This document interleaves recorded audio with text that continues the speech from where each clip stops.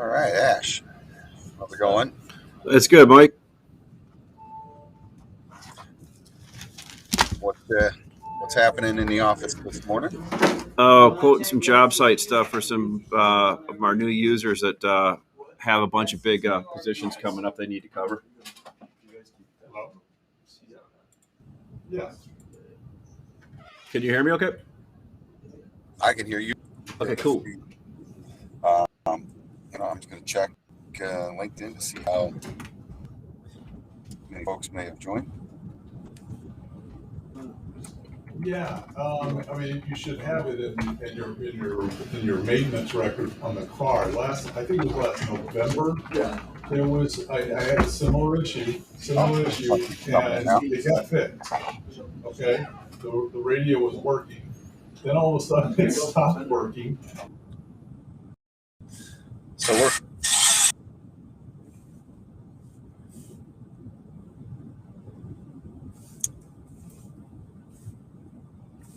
Ashley from Chicago. Glad you're here. Where are you from? Thanks, Ash.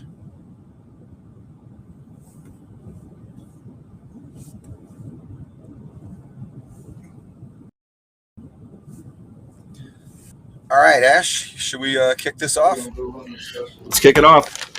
All right. Well, welcome everyone. This is the first LinkedIn Live version of the Smart Market, and we're actually coming from the road. I am in Burlington, Wisconsin, which I'm a little surprised to see that the corn's already turning brown up here, but it's a gorgeous day. Went past a couple of housing developments already. There's definitely activity in the residential sector. Couple things happened this week at Materials Exchange. We launched our new improved version of the user interface. Have gotten some really good feedback on that. As always, we encourage you to let us know how it goes, what other functions or features that you may want on it. We're an open book, so come back to us with any ideas. With that, I'm going to just flip it over to Ash. We can talk a little bit about the market and trade of the week. Yeah, Mike, thanks. Can you hear me okay? Yep, you're all good. All right. Hey, John, how are you doing? I've got all the sympathy in the world riding next to that guy. He's a fun guy to road trip with. Yeah, I'm looking forward to it. Cool. So let's talk a little bit about the market. A lot of things that we've seen is let's talk about traditional versus non-traditional. A lot of traditional buyers that we have seen in the market over the last, year, 2 years, still have a lot of inventory sitting at some places, high price. They've been trying to average it down.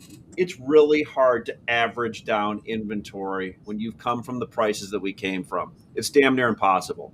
So people are still working through that. Why do we know they're working through that? Because we've had some stuff that we've seen directly and indirectly show up at people's yards that are, let's say, a little bit under the weather.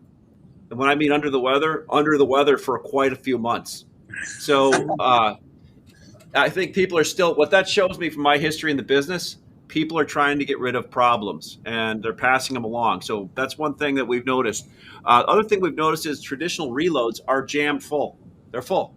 So talk to a guy up in the Northeast, his reload is used. One guy in Detroit, another guy down in Atlanta, can't get any more wood into him. You know where that wood has come from? Right. People that aren't non-traditional buyers. When this price dropped, they put wood into these reloads because they wanted to protect the market going back up to $1,700 a thousand. They don't want that to happen, so they started doing that. So we're noticing jobs popping over. On my really fancy board back here, you can see 15 MX reloads. What we're doing at Materials Exchange is we're coming up with MX certified reloads. So the non-traditional buyers of lumber that want to protect jobs can put it into these reloads and have new solutions, which they've never had before. That's a pretty unbelievable thing we're doing. We're showing transparency and giving people optionality and giving them something, a reason why they should buy from us. Let's talk about the trade of the week. 2x4, 92 and 5/8, a dry dug fir premium Stimson, a beautiful home center stud, sold out of one of the MX reloads in the Northeast to one of our new customers. Not only was it a new customer, our new sales associate, Ryan, is that the right name? Sales associate? What's your correct title? Director of sales. Ryan, our director of sales, that was his first sale to the person. So a lot of firsts. Got to love a lot of firsts.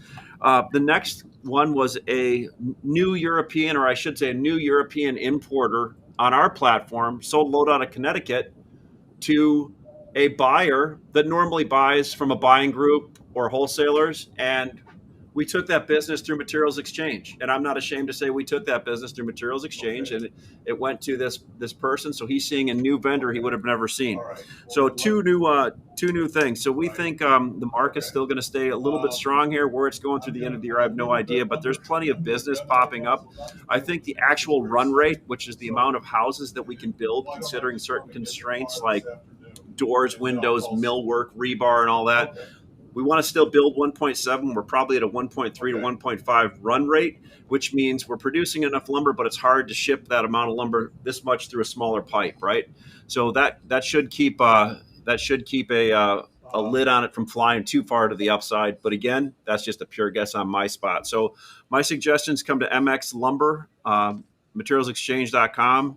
And come on and see the new way to buy lumber digitally, and change the way you're doing things from the old way of doing it. Back to you, Mike. All right, Ash, thanks. It was great. So jump right into the guest speaker who's sitting next to me is John Lund.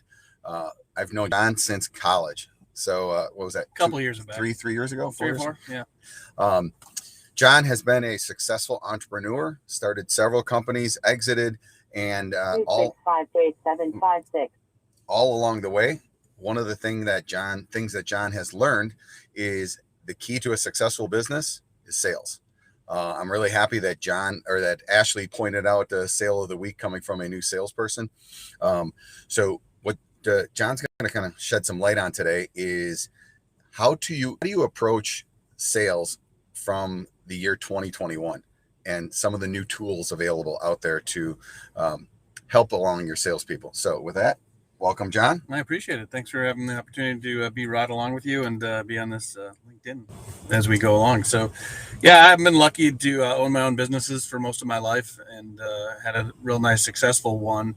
One of my challenges I always had was bringing on salespeople, getting them up to speed and making them successful. And so when I exited and decided to start my new company, I looked for a better way to do that. I mean, there just has to be a better way to bring on salespeople.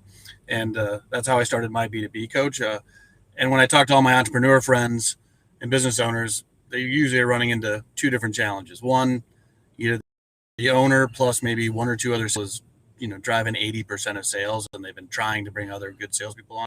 Or 2, they're trying with new salespeople all the time, but they're just burning them out. They come on, they train them up, but they don't get them up to where they need to be. So I want to do a different way to do that. So when you first engage with someone, you're finding these people, they've got their rock stars. Yep. And then they throw the new guys to the wolves. Totally. Yeah. Unlike a lot of other things where you have a lot of training, these people don't get any training. They get 2 or 3 days of here's a product, here's service, and they go out there, and that's not a successful way to get salespeople up to speed. All right. So your business is called B2B Coach. Yep. Let's talk about coaching. So, how does that fit into the equation? Yeah, coaching is critical. And really those first 4 weeks of coaching to get people enough practice and reps is critical in the sense of we need people to feel confident, comfortable, and conversational in their sales. When they get thrown to the wolves, they don't feel that way. And often they're usually burning some bridges of some good contacts they have early on, but they don't come across as confident, and people want to buy from people that are confident. So we believe in coaching a lot those first 4 weeks, and then ongoing coaching every 2 weeks after that, and then eventually once a month for your more established sales team. So, we were talking about the established sales folks. Mm-hmm. And we talked about sports analogy. The best quarterbacks in the NFL still have a coach. Yes. So what have you found in your experience when you try to bring coaching to a seasoned veteran, say a 30-year veteran of selling? How does that go? It's interesting is they most don't want to have it, right? They're right up front. They just don't want to have it. But what they find by having a third-party coach is they can be a little bit more vulnerable, and we actually can push them a little differently into new accounts. They're probably relying, if they're a 10, 20, 30-year veteran, they're relying on their network and a few key accounts. But we can actually open up their eyes to getting that next level of accounts and then use some of today's tools to find maybe past acquaintances and other things in those accounts to get them to easily hand themselves off from one account to another and grow their base. Yeah. So what results have you seen? Like when you get involved with a seasoned person, for instance. The seasoned person often, like I just said, they have 3 to 5 key accounts. We always end up getting them 1 to 2 more key accounts, which they are super excited about. It's also new for them, which is fun. Like they just got a new relationship, and these are larger accounts, so $100,000 to $1 million a year accounts that these guys are working on. So getting an extra 2 accounts a year is a tremendous change for them. And I imagine it's got to be refreshing for them to all of a sudden, have something new, sort of exciting in their day to day. Yeah, and they like getting pushed. They say they don't, but they actually like getting a little bit of a push once a month, knowing that, hey, they told our coaches that, hey, this is going to happen in the next month. And then they follow through and do it. And then they feel that win. And you get that win cycle going in sales. It gets contagious. And it also gets contagious to the rookies inside that company watching this, person that's been around also land some new stuff. That's kind of exciting versus a lot of times the new guys are like, well, this guy already has it built in. He's got it made. Well, no, he's out there selling fun. The sales is contagious for sure. One guy gets it going. Incredibly contagious. Now, so the other aspect of what we had talked about earlier, it's important to diversify your sales team. Yes. And you brought up an interesting point: is if you want to sell your company. Yeah. We deal with a lot of owners who are now considering, 3 to 10 years out selling their company. And, I went through a sale of my company, and they wanted to know how locked in not only our clients were, but which salespeople were generating. And if only 1 or 2 are generating all the sales, they're going to take 1 multiple off that sale price. They're not going to give you as much because they know there's way risk of that person leaving, going to another company, even after a non-compete, versus if you have 5, 6, 10, 15 salespeople who are all generating business, you're going to get that extra multiple at the sale, which is really critical. It's flattening out a little bit of the production curve. Yeah. As far as your sales. Absolutely. Now, to do that, of course, there's the onboarding, getting new salespeople up to speed. And I think it's so cool, this concept that you're utilizing in your company. You call it AI. Yeah. So we have a great tool, this AI tool, but the best way I explain it to people, it's like a golf simulator. So if you get to go play golf, it's better to get out into a golf tech type of company or any one of the golf simulators where you can practice a few times. You can watch the results on a screen. Make the mistake in practice. Yeah, make all the mistakes in practice. Sports does this. They all practice first before going to the first football game of the season. They're going through training camp. But we can give your salespeople a ton of reps, and they're going to see it, which is different than doing it. So not only are they like listen in on a call, like the old drive along, right, where your boss would drive along with you, but you actually can see the results with this AI. You can see the word, like a common one that people use all the time is the word just.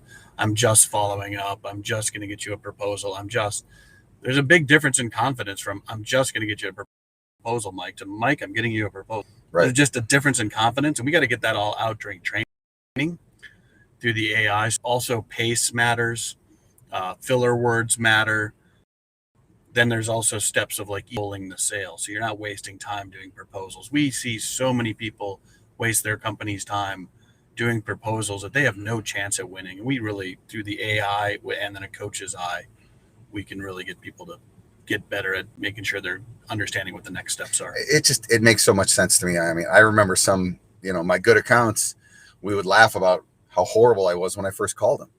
Yeah. And I guess it's understood that a new salesperson could be horrible, but it just doesn't have to be that way given the technologies that we have at our disposal. Yeah, we can give a rep 100. We can give a new sales rep 100 reps, 100 scenarios in 4 weeks. They're going to get 100 at bats in 4 weeks, right? And get feedback on those at bats. Actually, what just occurred to me? We send our fighter pilots into flight simulators. Yes, we send our pilots into flight simulators. Why not send our salespeople into a simulator? Yes. And just like every other place in the industry, your CPA, your accountant goes back for ongoing. So even your ongoing salespeople that are established need to go for ongoing training. Sure. We always do that. I guarantee you could pick something up. Yeah, you always can pick something up. That's amazing. And then aside from the sales teaching and training the salespeople, you said something really interesting to me. Sales intelligence. And this is, I don't know where to go with this other than that you probably want to know what the heck is going on out there, because you might come across this good and bad. Yeah, the sales intelligence capabilities are incredible out there, and you need to be very much aware of them. The one that is incredible to me is the intent now. So I'll just give you for me, I'm trying to expand my business into the Phoenix area because I have a house down there. We went and pulled a list. You can pull lists. There's great sources for pulling lists. But not only could I pull a list of who's into sales training, sales coaching, pull a list of owners. We target people 51 to 1,000 employees. I could pull that list for Phoenix, and then I narrowed it down by industries that we tend to do better in. That gave me 750 names. Well, that's a lot for me to call or my other team to call. But we said, well, now you can actually find out sales intent. And out of those 750, there was 73 that URL of their business literally was searching multiple times, and you can score that for sales training, sales coaching, sales strategy.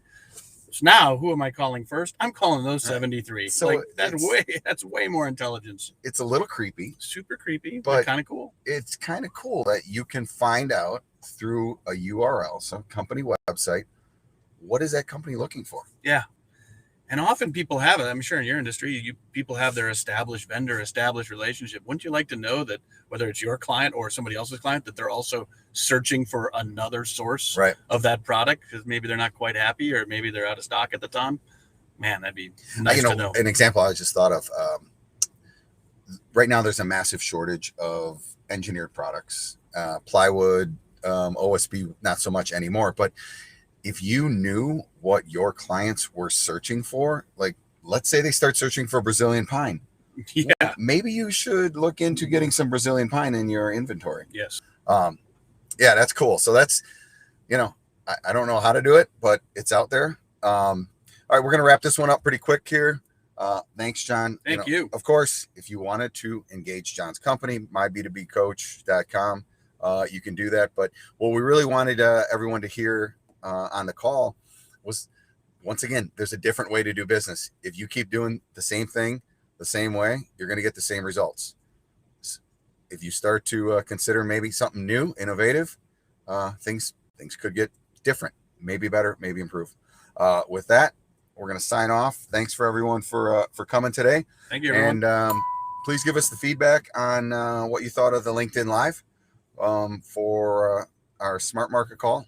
We'll keep, I think we're going to keep doing this until we hear otherwise.